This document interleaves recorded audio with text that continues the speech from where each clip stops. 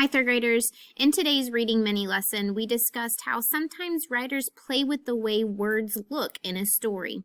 And we looked at the Sunsets of Miss Olivia Wiggins and noticed that there are two different fonts because one shows the story and the other shows what Miss Olivia is thinking. In Kate and the Beanstalk, the words look like they're going up or down the beanstalk because they get smaller as the character moves further away.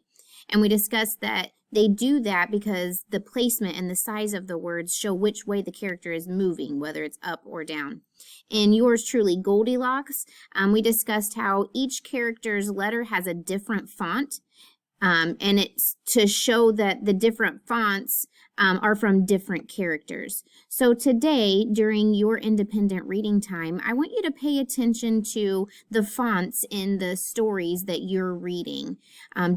Does the author play around with the font at all? And if so, why? Why is the author changing up the way the font looks in the story?